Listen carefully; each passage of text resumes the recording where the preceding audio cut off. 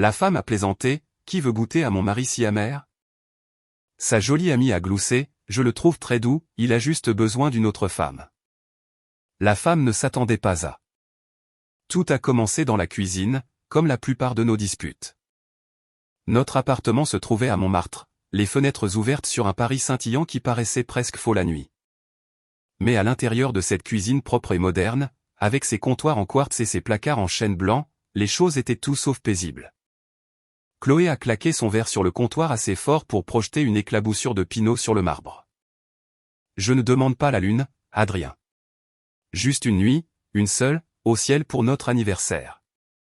J'ai cligné des yeux, tenant toujours la tasse de café vide que je n'avais pas eu la chance de rincer.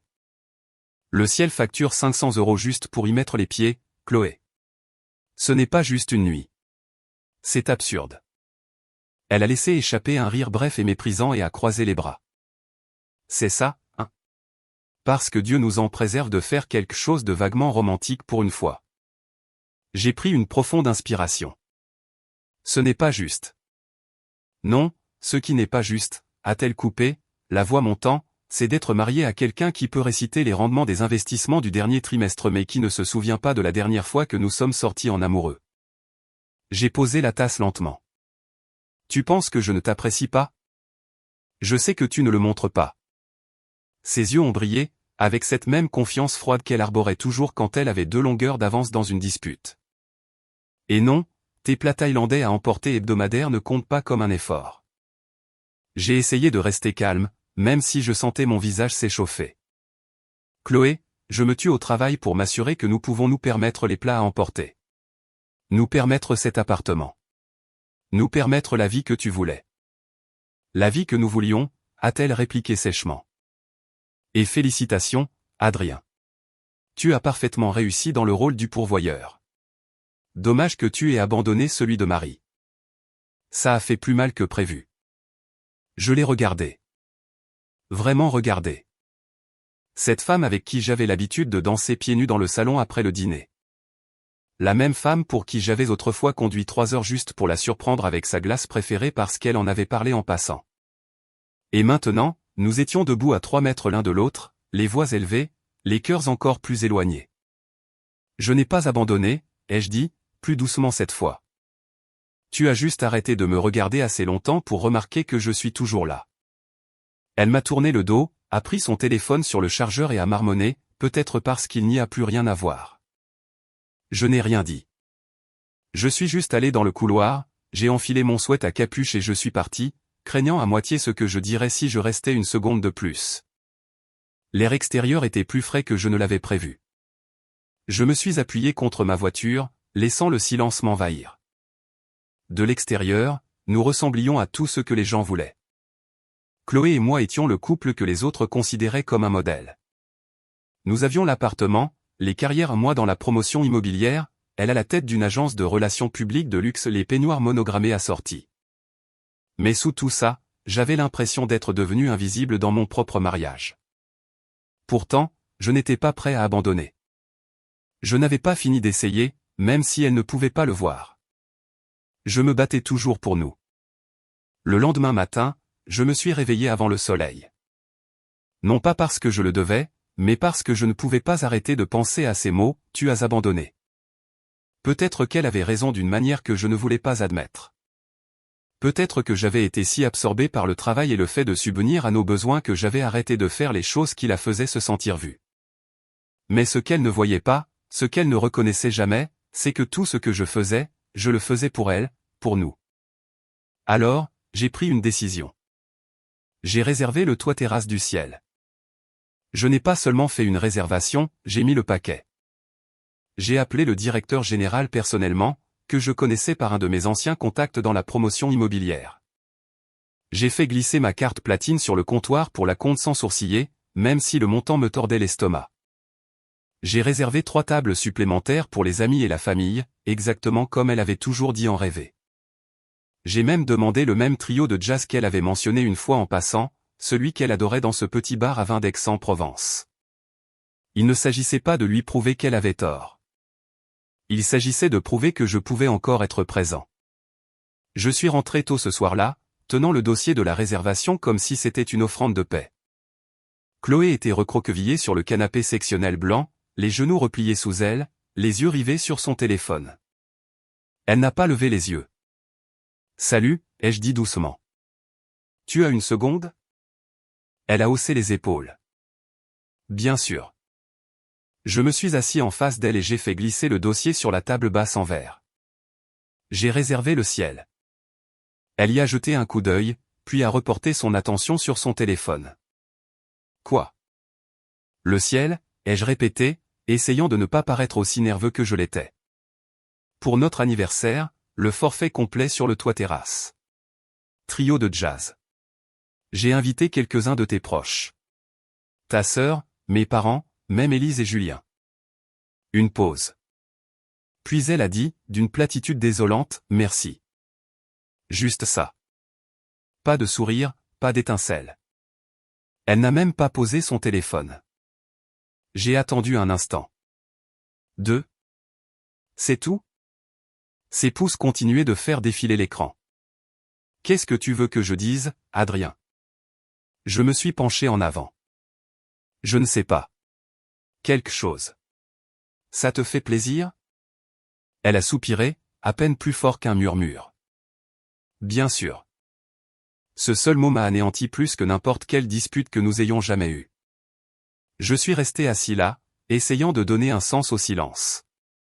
La même femme qui s'illuminait autrefois à l'idée de s'habiller, de sortir et de danser sous les lumières de la ville ne pouvait même plus me regarder.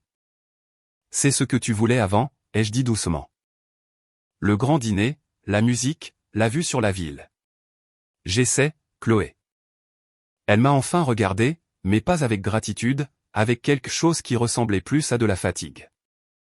Je sais, a-t-elle dit. Et c'est peut-être ça le problème.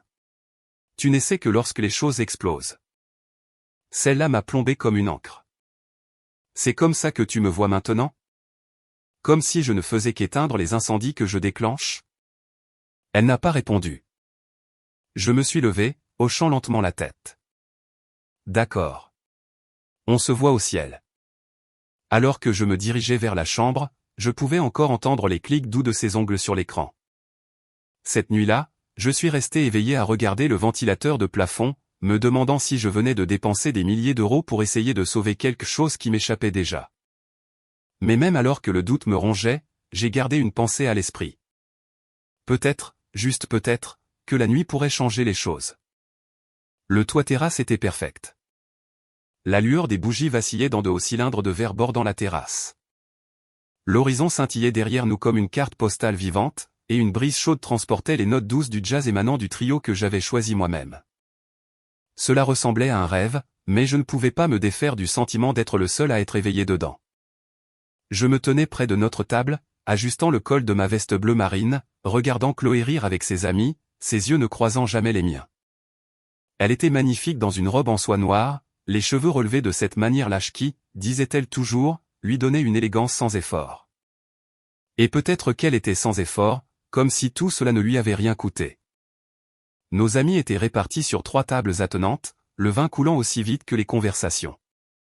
J'ai entendu sa sœur se moquer d'un influenceur, son père raconter une de ces histoires classiques de jeunes cadres qui se terminaient toujours par une leçon sur le tennis. Tout le monde s'amusait, sauf moi. Je me suis assis à côté de Chloé, essayant de trouver un moyen d'entrer dans le rythme de la soirée, mais elle ne s'est pas penchée vers moi, n'a pas effleuré mon bras ni murmuré quelque chose à voix basse comme elle le faisait autrefois lors de dîners comme celui-ci. Elle était entièrement immergée dans la foule et complètement absente pour moi. Puis est venu le toast. Chloé s'est levée, son verre paresseusement levé dans sa main. Aux vieilles habitudes et aux nouvelles attentes, a-t-elle dit avec un sourire qui n'atteignait pas ses yeux. Les gens ont ri doucement, les verres se sont entrechoqués. Et à mon mari, a-t-elle ajouté en me regardant, qui a enfin réussi à se joindre à nous. Quelques rires gênés. Puis elle a prononcé la phrase qui a complètement changé l'atmosphère. Qui veut goûter à mon mari si amer? C'était peut-être une blague, mais son ton était glacial, mesuré, délibéré. J'ai forcé un sourire crispé, espérant désamorcer le moment. Mais alors Inès, son amie, celle qui parlait toujours comme si chaque phrase était un défi, s'est penchée en avant de l'autre côté de la table. Je le trouve très doux, a-t-elle ronronné, ses doigts traçant le bord de son verre. Il a juste besoin d'une autre femme pour le révéler. La table s'est immobilisée. Quelques personnes ont toussé dans leurs serviettes. J'ai entendu une fourchette teinter maladroitement contre une assiette. J'ai regardé Inès et lui ai lancé le genre de regard que l'on réserve à quelqu'un qui est bien trop à l'aise pour franchir les limites. Peut-être devriez-vous garder ces pensées pour vous, ai-je dit doucement. Chloé n'a pas dit un mot, sirotant simplement son vin comme si c'était un divertissement, comme si elle regardait une scène qu'elle avait déjà vue et ne pouvait pas se donner la peine de changer de chaîne. Inès s'est penchée en arrière, les yeux fixés sur moi avec cette lueur taquine. « Détends-toi, Adrien. Je ne fais que jouer. » Alors trouver un nouveau jeu, ai-je marmonné, la mâchoire serrée. J'ai vu ses sourcils se lever, j'ai vu qu'elle comprenait que je ne jouais pas le jeu cette fois. Elle s'est levée brusquement, attrapant sa pochette sur la table. « De l'air » a-t-elle dit à personne en particulier, puis elle a tendu la main et a attrapé mon poignet.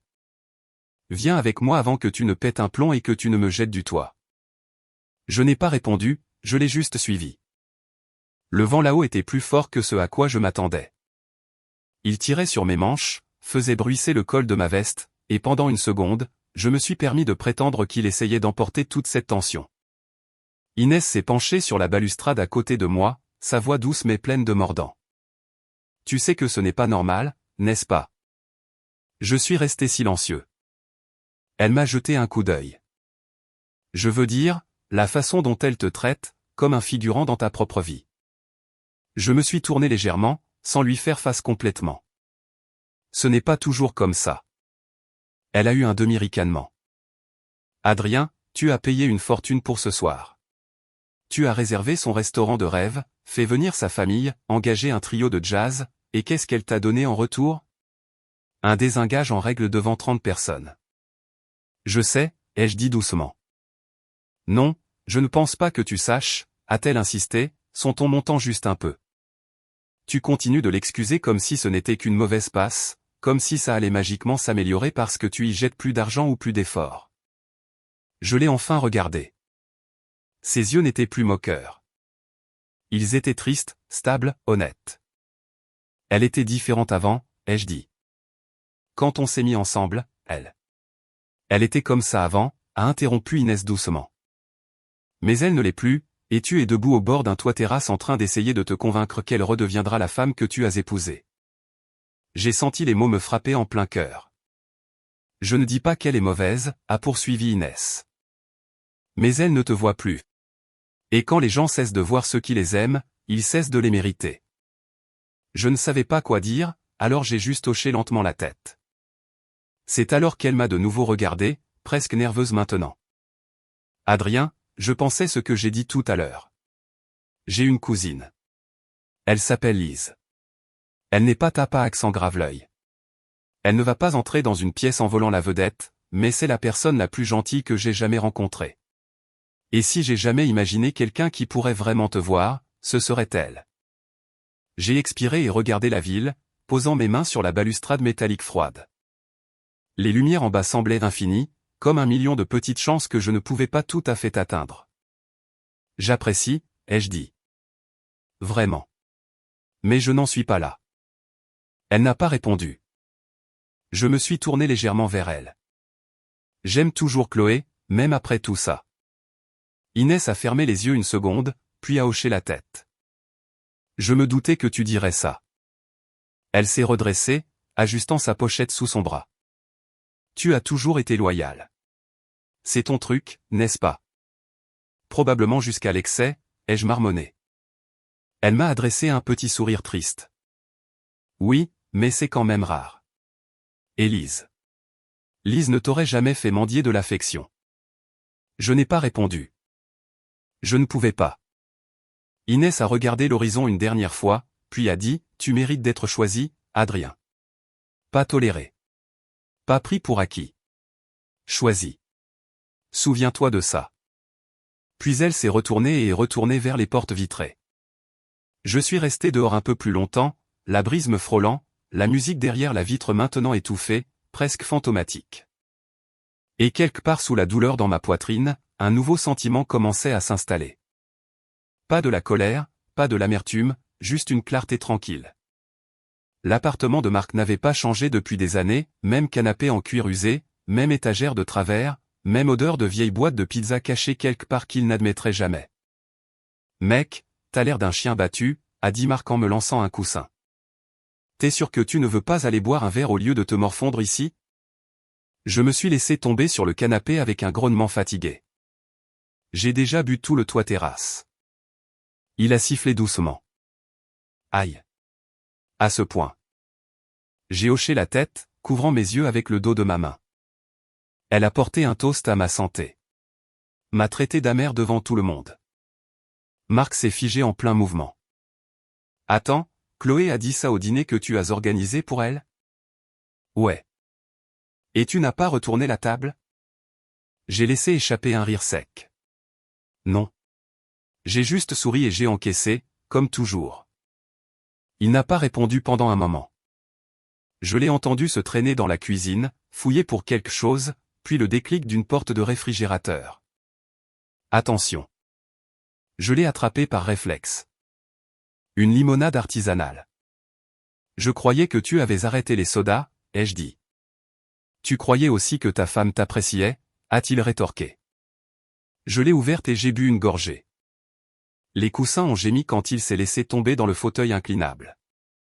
Alors, tu vas me dire pourquoi tu es vraiment là. J'ai fixé le plafond, les yeux dans le vide. Je ne pouvais pas rentrer à la maison. Il a attendu. J'ai fait tout ce qu'elle demandait, ai-je dit. Ce dîner, le groupe, l'a vu. J'ai réservé toutes les tables, invité tous ceux qui comptaient pour elle, et elle m'a regardé comme si j'étais un membre du personnel. Marc n'a pas interrompu. Pendant des années, je l'ai gâté, ai-je continué. Vacances, anniversaire, cadeaux juste comme ça. J'ai appris son vin préféré, déniché sa pâtisserie préférée de cette petite boutique à Napa. J'ai mémorisé comment elle aimait son café. Tout ça. J'ai dégluti difficilement. Et quelque part en cours de route, ça a cessé d'avoir de l'importance. Même plus un merci. Juste cette attente silencieuse, comme si l'appréciation était en dessous d'elle maintenant. La pièce est devenue silencieuse. Avant, je la surprenais et je la regardais s'illuminer, et je murmurais. Maintenant, c'est comme si elle attendait toujours la prochaine chose. Et peu importe ce que je donne, ce n'est jamais assez. Marc s'est penché en avant, les coudes sur les genoux. Tu penses qu'elle en a fini? Je pense qu'elle a arrêté de me voir, et je l'ai laissé faire. Aucun de nous n'a rien dit après ça. Le silence dans l'appartement de Marc n'était pas hostile comme à la maison. Il était lourd, bien sûr, mais honnête, le genre qui laisse la vérité résonner sans la crier. Plus tard, quand il a éteint les lumières et est allé se coucher, je suis resté sur le canapé, fixant la lumière du lampadaire qui filtrait à travers les stores. Et pour la première fois depuis longtemps, je me suis permis de poser la seule question que j'avais évitée pendant des années, et si l'amour ne suffisait pas quand le respect a déjà disparu? Le silence n'a pas répondu, mais au fond de moi, je savais déjà. Marc dormait encore quand on a frappé. Fort, sec, désespéré.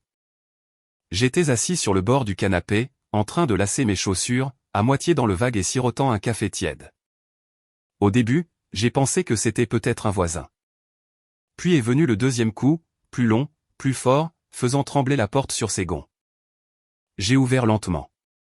Chloé se tenait là dans son legging de sport, son sweat à capuche à moitié zippé, le visage rouge comme si elle avait sprinté tout le pâté de maison. Ses yeux se sont posés sur les miens, grands, vitreux, tremblant juste assez pour trahir la panique qu'elle essayait de masquer. « Tu ne répondais pas à ton téléphone », a-t-elle dit, passant devant moi sans attendre la permission. « Je t'ai appelé au moins 20 fois. »« J'ai vu », ai-je dit calmement. Le chien de Marc a aboyé une fois depuis la chambre, puis s'est de nouveau tu. Elle s'est tournée vers moi au milieu du salon, les bras croisés fermement sur sa poitrine. « Qu'est-ce que c'est, Adrien? Tu n'es pas rentré. Tu as juste disparu. J'avais besoin d'espace. » Elle a laissé échapper un rire sans joie, mais il s'est brisé à mi-chemin. Tu avais besoin d'espace après t'être emporté contre mon ami, puis avoir planté notre dîner d'anniversaire? J'ai incliné la tête. Tu veux dire après que tu m'as tourné en ridicule comme la chute d'une blague devant notre famille? Elle a tressailli. Inès a fait une blague, a-t-elle marmonné. C'est toi qui as fait la première. La mâchoire de Chloé s'est crispée, mais sa voix s'est adoucie. Écoute, j'ai tout gâché. D'accord?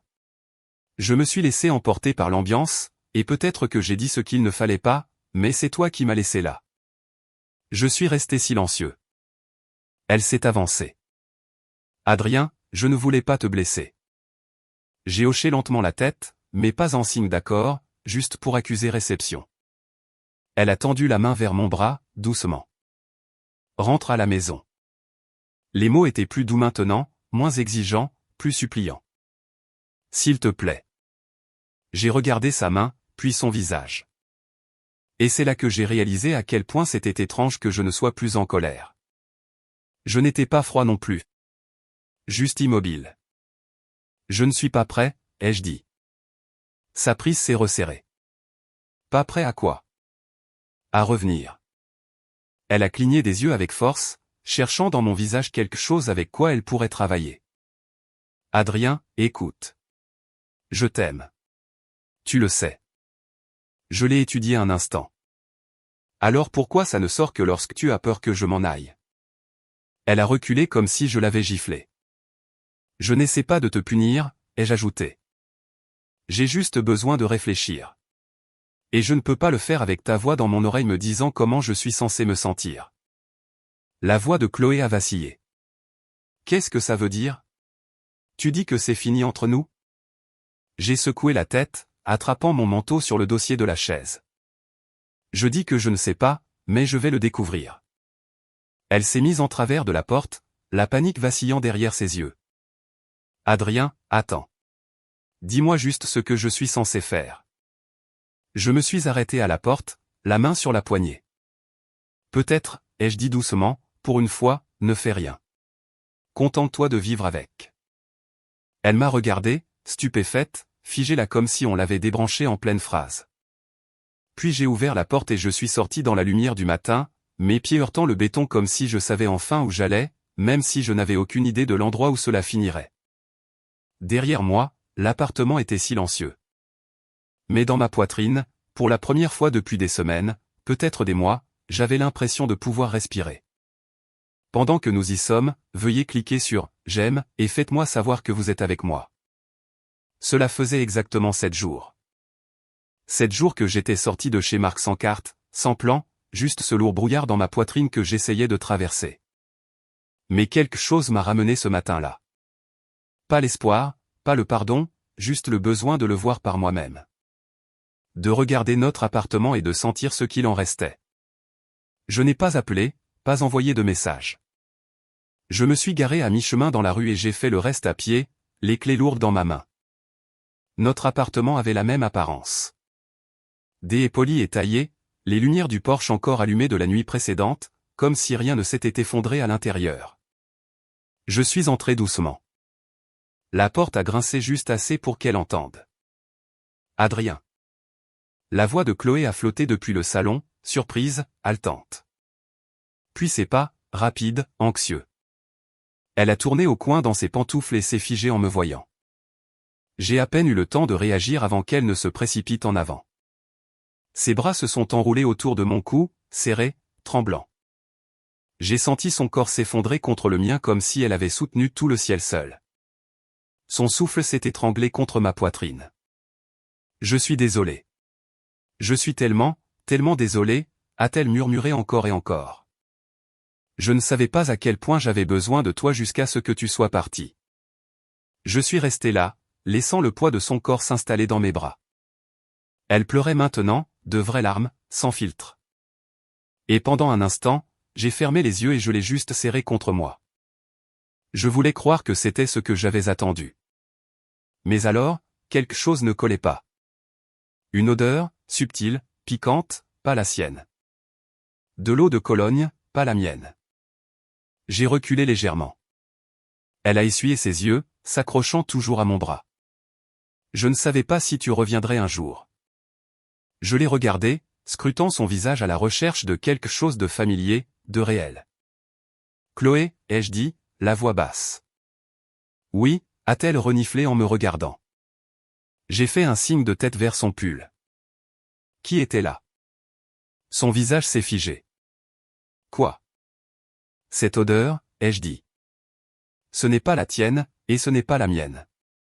Elle a reculé un peu, ses bras glissants. Tu penses que je... Adrien? J'ai été un vrai désastre depuis que tu es parti. Qui, ai-je répété, calme mais ferme, était là. Elle a ouvert la bouche, puis l'a refermée. Ses yeux ont filé vers le sol. Elle s'est légèrement tournée, frottant sa manche comme si elle pouvait effacer la vérité. J'ai attendu. Les secondes s'égrenaient comme le tonnerre. Puis finalement, dans un murmure si doux que je l'ai presque manqué, elle a dit, c'était un des associés du cabinet. Il est passé juste pour parler. Je n'ai rien dit. Elle a levé les yeux, quelque chose se dénouant dans son regard. Ça ne voulait rien dire. C'est juste que... Il était là. Je me sentais seul. Tu étais parti. J'ai fait un pas en arrière. Tu as couché avec lui. Elle n'a pas répondu au début, mais son silence a été plus éloquent que tout ce qu'elle aurait pu dire. Et puis elle a hoché la tête une fois. Je l'ai regardée pendant ce qui m'a semblé une éternité. Mes mains sont tombées le long de mon corps. La pièce autour de moi semblait s'éloigner, s'étirant de plus en plus, comme si l'appartement lui-même ne voulait pas contenir ce qui venait de se passer à l'intérieur. Elle s'est de nouveau approchée de moi, suppliante, Adrien, c'était une erreur. Ça ne voulait rien dire. J'avais peur que tu ne reviennes pas, peur d'avoir tout gâché. Et tu l'as fait, ai-je dit doucement. Elle s'est figée à mi-chemin, la bouche tremblante. Je suis revenu pour voir si on pouvait recommencer, ai-je continué. Je n'avais pas réalisé que tu avais déjà commencé autre chose. Adrien, s'il te plaît. Je suis passé devant elle, marchant lentement dans le couloir. Les photos encadrées sur le mur sont devenues floues à mon passage. Nos vacances, notre mariage, nos sourires. Tout cela ressemblait à un rêve dont je ne pouvais pas me réveiller assez vite. À la porte d'entrée, je me suis arrêté et me suis retourné une dernière fois. Elle se tenait dans l'embrasure de la porte du salon, les bras croisés fermement sur sa poitrine maintenant, comme si elle essayait de se maintenir par pure volonté. Je l'ai regardée dans les yeux et j'ai dit, tu as brisé la dernière chose qu'il nous restait. Et je ne sais pas si c'est quelque chose que l'un de nous peut réparer. Puis j'ai ouvert la porte et je suis sorti, l'odeur d'une eau de Cologne inconnue s'accrochant encore à l'air derrière moi. La date du tribunal est arrivée plus vite que je ne le pensais. Pas de dispute prolongée, pas de crise de nerfs, pas de partage des biens avec du sang dans l'eau. Je lui ai laissé l'appartement, la voiture, même cette stupide machine à expresso que je lui avais achetée pour Noël. Je ne voulais rien de tout ça. Ce que je voulais, c'était la paix, et pour une fois, je n'étais pas disposé à la négocier. L'audience a duré moins d'1 heure. Nous étions assis à des extrémités opposées de la salle d'audience, nous regardant à peine. Elle portait un blazer beige, les yeux cernés de mascara et de regret. J'ai gardé les mains croisées sur mes genoux, hochant la tête aux questions, donnant des réponses simples. Tout était juste calme, le genre de calme qui dit que les dégâts avaient déjà été faits il y a longtemps. Quand ce fut terminé, je n'ai pas attendu. Je suis sorti sous le soleil de Versailles et j'ai continué à marcher. Je n'ai pas regardé mon téléphone. Je n'ai pas pensé à ce qui allait suivre. J'ai juste conduit. Je ne sais même pas depuis combien de temps j'étais sur la route quand je l'ai vue, arrêté sur le bas-côté près d'un vieux stand d'agrumes, debout à côté d'une voiture à haillons argentés avec un pneu complètement déchiqueté. Elle faisait les 100 pas en petits cercles frustrés, le téléphone à l'oreille, n'obtenant clairement pas l'aide dont elle avait besoin. J'ai ralenti instinctivement. Il ne s'agissait pas de jouer les héros, je ne pouvais tout simplement pas passer devant quelqu'un qui avait l'air sur le point de craquer par une chaleur de 32 degrés. J'ai baissé ma vitre. Tout va bien? Elle s'est retournée, surprise. Puis ses yeux se sont légèrement plissés, me jaugeant. C'était juste. Je ne vais pas vous agresser, ai-je ajouté avec un demi-sourire. J'ai juste un cric et une roue de secours. J'ai pensé proposer. Ses épaules se sont affaissées avec un soulagement visible. Oh mon Dieu, s'il vous plaît. Ça me sauverait littéralement la vie. Je me suis garé sur le côté et je suis sorti. Alors que je m'agenouillais à côté de la voiture, elle planait à proximité, tordant nerveusement ses lunettes de soleil dans ses mains. Je m'appelle Lise, au fait. Adrien. Eh bien, Adrien, a-t-elle dit, vous êtes officiellement plus utile que les 3 dernières personnes que j'ai appelées. Content de relever le niveau, ai-je dit en desserrant les écrous. Vous crevez toujours un pneu les jours de tribunal, ou c'est juste une fois? Elle a cligné des yeux. Comment savez-vous que j'étais au tribunal? J'ai ri. Je ne savais pas. Je viens d'en sortir moi-même. Ses yeux se sont adoucis. Divorce? J'ai hoché la tête. Moi aussi, a-t-elle dit. Ce matin.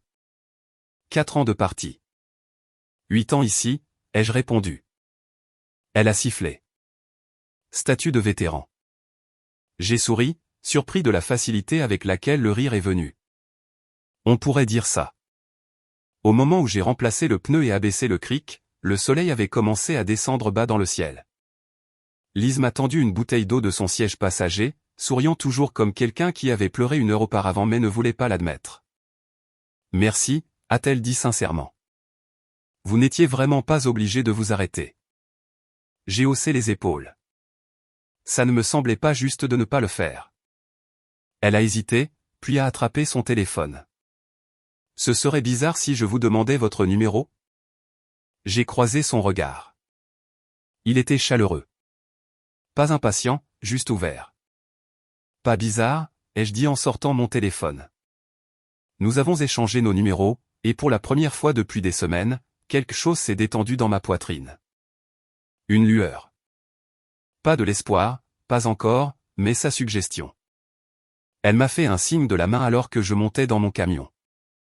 Eh bien, si jamais je crève un autre pneu, je sais qui appeler. J'ai ri. Espérons que ce soit juste pour un café la prochaine fois. Marché conclu. Alors que je reprenais la route, le soleil a percé à travers les arbres juste assez pour éclairer le tableau de bord d'or. Et pour la première fois depuis longtemps, je n'avais pas l'impression que quelque chose se terminait. J'avais l'impression que quelque chose pourrait bien commencer. Le café était niché entre une pépinière et une librairie qui sentait la poussière et les secrets oubliés. C'était calme, presque vide, à l'exception d'un vieil homme qui dessinait près de la fenêtre et d'un barista qui fredonnait quelque chose de Françoise Hardy à voix basse. Lise était déjà là quand je suis arrivé. Elle s'est levée en me voyant, agitant les 2 mains comme si nous étions de vieux amis qui ne s'étaient pas vus depuis des années. Je t'ai pris quelque chose de sûr, a-t-elle dit en désignant la table. Un café noir. Sans engagement. Tu peux toujours t'enfuir après une gorgée si je te fais peur. J'ai ri en m'asseyant. C'est malin. J'ai eu de pires rendez-vous arrangés. Correction, a-t-elle dit en souriant. C'est un café de gratitude. Catégorie différente. Pas de pression. Elle a siroté son cappuccino pendant que je me penchais en arrière, l'observant dans la douce lumière qui filtrait par la fenêtre. Elle portait un jean et un simple pull vert, les cheveux attachés en une queue de cheval basse, sans maquillage, et pourtant elle avait l'air centrée, comme quelqu'un qui ne se souciait pas du genre d'impression qu'elle faisait tant que c'était réel. Alors, a-t-elle demandé, posant son menton sur sa paume, comment la vie post-divorce te traite-t-elle? J'ai expiré. Comme si on m'avait vidé et rempli de ciment. Elle n'a pas bronché, a juste hoché la tête. Ouais, ça se tient. Et toi? Elle a souri, les yeux concentrés. Comme si je marchais dans un aéroport sans bagages. Étrange, mais plus léger. Ça m'a fait rire. Tu es bizarre. Extrêmement, a-t-elle dit fièrement. Je me suis surpris à sourire plus que prévu pendant ce café. Elle m'a posé des questions sur mon travail, mais pas de manière superficielle. Elle m'a demandé quels étaient mes livres préférés quand j'étais enfant, comment j'aimais mes œufs, comment était ma mère avant de tomber malade. Elle a posé des questions que la plupart des gens ne pensent même pas à poser. Et elle écoutait. Écoutait vraiment. Pas d'interruption, pas de regard furtif sur son téléphone, pas une lueur de jugement. Quand nous nous sommes dit au revoir, cela ne ressemblait pas à une fin. Cela ressemblait à une pause. Nous nous sommes revus 2 jours plus tard. Elle m'a invité à me promener au jardin des plantes. Je ne savais même pas qu'il existait, mais elle a dit qu'il y avait un sentier bordé d'eucalyptus et des bancs qui sentaient le thé. Nous avons erré pendant 1 heure, parler de vieilles peurs et de rêves étranges. Je lui ai parlé d'un cauchemar récurrent que je faisais enfant où j'étais coincé sous la glace, et elle m'a dit qu'elle faisait encore des terreurs nocturnes à l'idée d'oublier de payer les parcs-mètres. Au moment où nous sommes revenus au parking, elle a effleuré mon bras avec le sien. Pas intentionnel, juste un rythme naturel dans lequel nous nous étions glissés. Une autre pause. Un autre message. La troisième fois, nous avons dîné. Un petit bistrot dans le Marais où le menu était sur une ardoise et les chaises n'étaient pas assorties. Nous avons partagé une planche de charcuterie, puis nous avons trop ri de son incapacité à prononcer « Gewürztraminer ». Nous n'avons pas parlé d'ex ce soir-là. Nous n'avons pas parlé de blessures. Nous avons juste ri. Et c'est devenu notre truc. Facile, stable, honnête. Avec Lise, il n'y avait pas de jeu, pas de devinette. Si quelque chose la préoccupait, elle le disait. Si elle était incertaine, elle l'admettait. Et d'une manière ou d'une autre, cette honnêteté a fait de la place pour la mienne. Je me suis retrouvé à lui dire des choses que je n'avais pas dites à voix haute depuis des années. Pas des secrets, juste des vérités qui n'avaient nulle part où aller jusqu'à présent. Elle ne m'a jamais regardé comme si j'étais brisé. Elle me regardait comme si j'étais en pleine reconstruction. Un après-midi, alors que nous étions assis sur une colline du parc des Buttes-Chaumont, elle a posé sa tête sur mon épaule et a murmuré « Tu es si calme ». J'ai souri. Tu rends les choses faciles. Nous n'avons rien précipité. Il n'y a pas eu de déclaration, pas de moment de passion encadré par des feux d'artifice, juste un silence qui ne semblait plus lourd. Juste la paix. Et mon Dieu, je n'avais pas réalisé à quel point ça m'avait manqué. C'est arrivé en plein milieu de l'après-midi. J'étais assis avec Lise à une table de pique-nique au parc des Buttes-Chaumont, nos baskets encore poussiéreuses du sentier. Ses cheveux étaient attachés en un chignon désordonné et ses joues étaient roses à cause du soleil. Nous venions de finir de partager un sandwich et nous nous disputions à mi-sérieux, mi-joueur pour savoir si les pigeons comptaient comme de la faune urbaine. Mon téléphone a vibré. Je l'ai pris sans réfléchir. Un texto, pas de nom, mais j'ai reconnu le numéro immédiatement. Chloé. En pièce jointe, il y avait 6 photos. Des anciennes. Nous en Corse. Une photo spontanée de moi tenant une noix de coco et faisant semblant d'être un pirate, elle riant en arrière-plan, le vent agitant ses cheveux. Une photo floue de nos pieds enfouis dans le sable. Des photos de coucher de soleil. Le genre d'image qui vivait sur notre réfrigérateur avant que tout ne se fissure. En dessous, une seule ligne, tu te souviens de l'époque où nous étions heureux? J'ai fixé l'écran pendant un long moment. Pas parce que je n'avais pas de réponse, mais parce que j'en avais une. Je me suis légèrement tourné. Lise sirotait un thé glacé avec une paille, les genoux relevés sur le banc, fredonnant quelque chose de faux. Elle a levé les yeux et a croisé mon regard. Ça va? J'ai hoché la tête, puis j'ai levé mon téléphone et l'ai orienté vers nous. Souris, ai-je dit. Elle s'est penchée sans hésiter, et juste avant que je ne prenne la photo, elle m'a embrassé sur la joue. Clic.